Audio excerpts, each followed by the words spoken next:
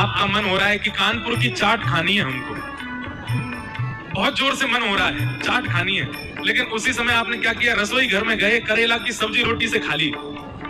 इच्छा तो हो रही थी चाट की, पर खाया क्या आपने, करेला की कसेली सब्जी खा करके मन को मार लिया। आप भजनानंदी हो। आपका मन हो रहा है कि हमको वहां घूमने जाना है, लेकिन तभी आप अपना रास्ता बदल करके वृंदावन घूम करके चले आए, तो आप भजनानंदी हो।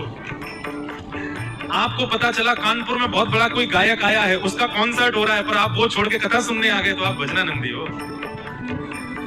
नाचने कूदने खेलने के लिए आपको कोई स्थान मिले, लेकिन आप उस स्थान का त्याग करके कहीं भक्ति भागवत भजन में नृत्य करने जा रहे हो, तो आप भजनानंदी हो। आप अपनी इच्छाओं को मार करके भक्ति मार्ग को चुनते हो, तो आप भजनानंदी।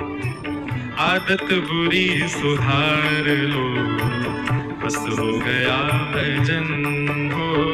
आदत बुरी सुधार लो, बस हो गया भजन। मन की तरंग मार लो, मन की तरंग मार लो। आदत बुरी सुधार लो, आदत बुरी सुधार लो, बस हो गया भजन। मन की तरंग मार लो, बस हो गया भजन। मन की तरंग मार लो, बस हो गया भजन। कोई तुम्हें बुरा कहे, सुनकर करो क्षमा। कोई तुम्हें बुरा कहे, सुनकर करो क्षमा। कोई तुम्हें बुरा कहे, सुनकर करो क्षमा। कोई तुम्हें बुरा कहे, सुनकर करो क्षमा। ओ अपनी वाणी का स्वर संभाल लो, अपनी वाणी का स्वर संभाल। अपनी वाणी का स्वर संभाल लो, अपनी वाणी का स्वर संभाल। ओ बस हो गया भजन, अपनी वाणी का स्वर संभाल। बस हो गया भजन।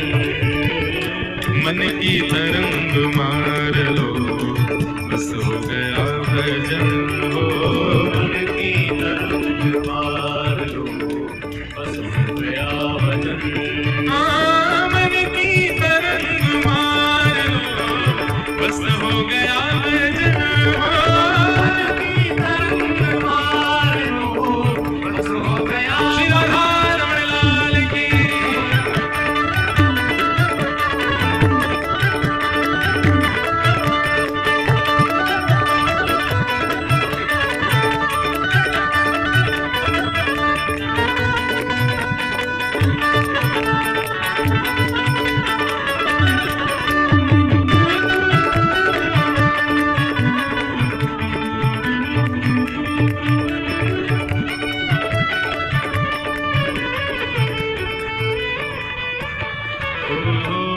की तरंग मार लो, बस हो गया भजन हो। की तरंग मार लो, बस हो गया भजन। मन की तरंग मार लो, बस हो गया भजन हो। मन की तरंग मार लो, बस हो गया भजन। आदत बुरी सुधार लो, आदत बुरी सुधार लो। आदत बुरी सुधार लो, आदत बुरी सुधार लो। बस हो गया भजन। मन की तरंग मार लो, बस हो गया भजन। मन की तरंग मार लो, बस हो गया भजन। नेकी सभी के साथ में बन जाए तो करो, नेकी सभी के साथ में बन जाए तो करो। नेकी सभी के साथ में बन जाए तो करो, नेकी सभी के साथ में बन जाए तो करो। सतगुरु महिमा जान लो, सतगुरु महिमा जान लो, हाँ सतगुरु महिमा जान लो, सतगुरु महिमा जान लो, बस हो गया भजन हो, सतगुरु महिमा जान लो, गया भजन, हाँ सतगुरु महिमा जान लो, बस हो गया भजन, सतगुरु महिमा जान लो, बस हो गया भजन, ओ आदत बुरी सुधार लो, आदत बुरी सुधार लो, हाँ बस हो गया भजन, मन की तरंग मार लो, बस हो गया भजन, ओ मन की तरंग मार लो, बस हो गया भजन।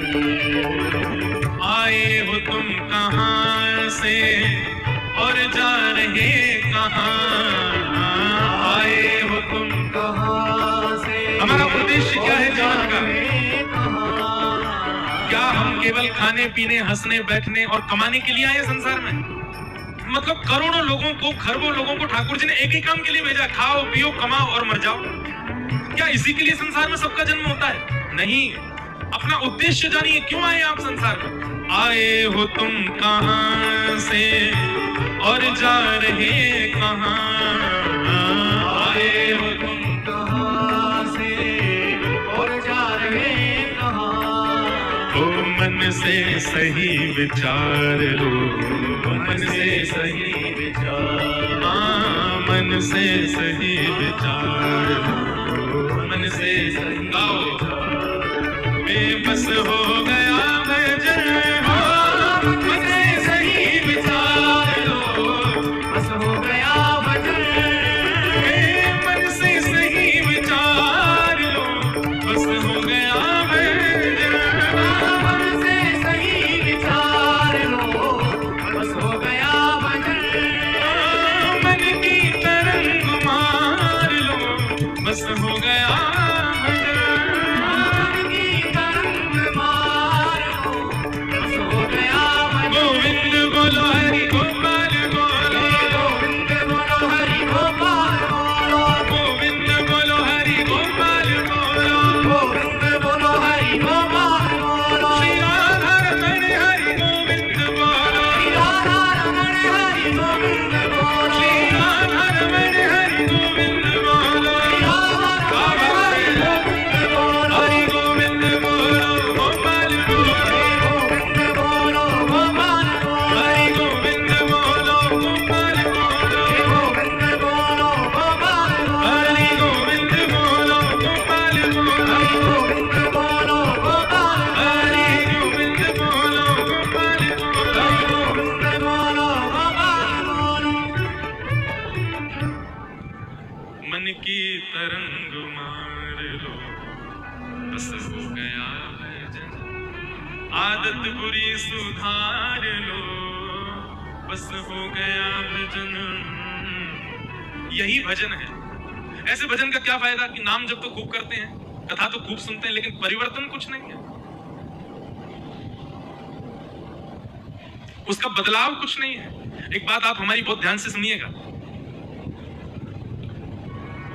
जो लोग भजन का आश्रय नहीं लेते, भक्ति का आश्रय जीवन में कभी नहीं लेते, लेकिन वैसे किसी के साथ छल नहीं करते, कपट नहीं करते, गंदा खाते नहीं, गंदा पीते नहीं, पर हाँ भजन भी नहीं करते, जीवन जीते हैं, शुद्धता से जीते हैं, पर भजन मार्ग में नहीं है, ऐसे लोगों को पाप नहीं लगता। पर ध्यानपूर्वक सुनिएगा, भजन का आश्रय लेते हैं, गुरु का आश्रय लेते हैं, कथा भी सुनते हैं, तिलक भी लगाते हैं, सब प्रकार से भक्ति भाव जीवन में लेकर के आ चुके हैं, लेकिन दूसरों के साथ छल भी करते हैं, कपट भी करते हैं, ईर्ष्या भी करते हैं, द्वेष भी करते हैं, मांस भक्षण भी कर लेते हैं, कभी कभी पान भी कर लेते हैं। सीधी बात, भक्ति का मार्ग भी अपना रखा है, लेकिन साथ ही साथ संसारी विषयों को भी भोगते हैं, ऐसों को जरूर पाप लगता है। हम इसका उदाहरण एक भाव से कहा करते हैं कथा में कि नीचे जो लेटा है वो कितनी भी करवट बदले गिरेगा ही नहीं, क्योंकि पहले ही गिरा पड़ा है। गिरता वही है जो ऊपर लेटा होगा। जो बिस्तर पर लेटा हो। बिस्तर पर लेटा है मतलब भक्ति मार्ग में है। अगर आपने फिर गलती की तो पतन होगा, गिरोगे और लगेगी भी। लेकिन भक्ति मार्ग में नहीं है, पहले से पड़े नीचे जमीन में, कितना करवट बदलते रहो, गिरोगे थोड़े, गिरे पड़े हो पहले से। इसलिए भैया, अगर एक बार भी आप भजन मार्ग में आ चुके हैं, एक बार भी आप भक्ति के पथ पर चल चुके हैं, उसके बाद सावधान रहिए। भैया जो पैदल चल रहा है ना, पहुंच तो वो भी जाएगा जहां उसको पहुंचना है। हवाई जहाज में बैठने वाले को बेल्ट लगानी पड़ती है, हवाई जहाज में बैठने वाले को सावधानी रखनी पड़ती है। क्यों? वो ऊपर आकाश से उड़ेगा, पहुंच जल्दी जाएगा, लेकिन असावधानी होते ही गिर सकता है। पैदल व्यक्ति को ज्यादा सावधानी नहीं रखनी पड़ती, धीरे धीरे चलेगा, समय बहुत लगेगा लेकिन पहुंच जाएगा। तो पैदल चलने वाला व्यक्ति कौन है? संसारी व्यक्ति है। उसको अब यहां से बेंगलोर जाना है, बेंगलोर पैदल कोई चल के जाए, कितना समय लगेगा? 1-1.5 साल लग जाएगा उसको पहुंचने में। थोड़ा जल्दी चलेगा, बहुत ही ज्यादा तो फिर हो सकता है 6-7 महीना में पहुंच जाए, इतना दूर है। लेकिन हवाई जहाज से जाने वाला व्यक्ति हवाई जहाज में बैठे 2.5 घंटा में पहुंच जाएगा। लेकिन हवाई जहाज में बैठने वाले को ध्यान रखना पड़ता है, बेल्ट लगा करके बैठो, अपने सामान का ध्यान रखो, ऑक्सीजन का मुंह मास्क लगाना आदि आदि, वो सब व्यवस्थाओं में रहना पड़ता है। ऐसे ही भजन मार्ग भक्ति मार्ग है। भक्ति मार्ग पर चलने वाले व्यक्ति को लक्ष्य की प्राप्ति बहुत जल्दी हो जाती है, पर उसको सावधान बहुत रहना पड़ता है। समझ में आई बात? तो इसलिए भैया, अगर भक्ति मार्ग अपनाया है, भक्ति पथ अपनाया है, तो सावधानी भी अपनाओ। कथा आप सुनते हैं लेकिन आपके चित्त से ईर्ष्या नहीं गई है, तो आपका कथा सुनना व्यर्थ है। हम तो कथा में एक ही बात कहते हैं, क्रोध कम नहीं हो चलेगा, लोभ कम नहीं हो चलेगा, ईर्ष्या नष्ट होनी चाहिए कथा से। ईर्ष्या नष्ट हो गई तो बाकी के सारे अवगुण आपके नष्ट होते चले जाएंगे। और ईर्ष्या नष्ट नहीं हुई, एक प्रकार से ईर्ष्या को आप ये समझिए, ये ईर्ष्या जो है ना, ये ईर्ष्या ही छत है पाप की, इसी के नीचे सब बैठे हैं। अगर ये छत नहीं टूटी तो भीतर जितने बैठे हैं सब सुरक्षित हैं। काम, क्रोध, लोभ, मोह, द्वेष, अभिनिवेश, अहंता, ममता, चिंता, ये सब ईर्ष्या के नीचे ही बैठे हैं। ईर्ष्या नष्ट होनी चाहिए। हम तो ये कहते हैं कि रोज कथा सुनो, और हर दिन कथा सुनने के बाद जब आप वापस कानपुर शहर जाओ, देखो एक बात हमारी सत्य मानना, ईर्ष्या सबको होती है किसी ना किसी से, और जिससे भी आपको ईर्ष्या होती है, कथा सुनने के बाद उसका फोटो जरूर देखा करो। अगर वो अच्छा सा लग रहा है, वो पहले से प्रिय लग रहा है, अब पहले से ज्यादा उसमें गुण दिख रहे हैं, अब ईर्ष्या का भाव नहीं, तो समझो कि आप पर कथा असर कर रही है। ऐसा व्यक्ति जिसको देख के महाराज जल फूक जाते हैं, आंखें लाल पड़ जाती हैं, रोज देखो उसको। 7 दिन में ये स्थिति हो जाए जैसे उस धोबी को अपनी पत्नी में राम जी दिखने लगे, ऐसे जिससे आपको ईर्ष्या है उसमें आपको ठाकुर जी दिखने लग जाए। देखो ठाकुर जी तो नहीं दिखेंगे, इतने तो हम कलयुग में रहते हैं, इतने तो पवित्र आत्मा नहीं है, पर हाँ उसके अवगुण अदृश्य हो जाएं, गुण दिखने लग जाए, तो समझो कथा आप पर असर कर रही है। राम जी को रावण में अवगुण नहीं दिख रहे हैं, इसलिए अंगद को भेजा, पहले जाओ समझा करके आओ, मान जाएगा। इसीलिए हनुमान जी को भेजा पहले। राम जी को अवगुण दिख रहा होता तो पहले ही जाकर के पहले रावण को ही मारते। हनुमान जी के द्वारा अल्टीमेटम नहीं भिजवाते, अंगद के द्वारा पहले सूचना नहीं भिजवाते। रावण में तब भी राम जी को गुण दिखा, और रावण की दृष्टि कैसी है? राम जी के गुण किसने जाकर के नहीं बताए रावण को, लेकिन फिर भी रावण को अवगुण ही दिख रहे हैं राम जी में। वो वनवासी मेरा क्या बिगाड़ेगा, उसको फिर भी अवगुण ही दिख रहा है। तो अवगुण दिखना, ईर्ष्या चित्त में रहना, ये सांसारी पापी व्यक्ति का लक्षण होता है, और कथा ईर्ष्या नष्ट करती है। भागवत के प्रथम स्कंद के 2य श्लोक में लिखा है, निर्मत्सराणाम सताम मात्सर्य दोष, यदि मात्सर्य दोष मतलब ईर्ष्या अगर आपकी नष्ट नहीं हुई तो आप भक्ति मार्ग में आगे नहीं बढ़ पाओगे। ईर्ष्या खत्म कीजिए, ईर्ष्या मत रखिए। निर्मत्सराणाम सताम। एक बार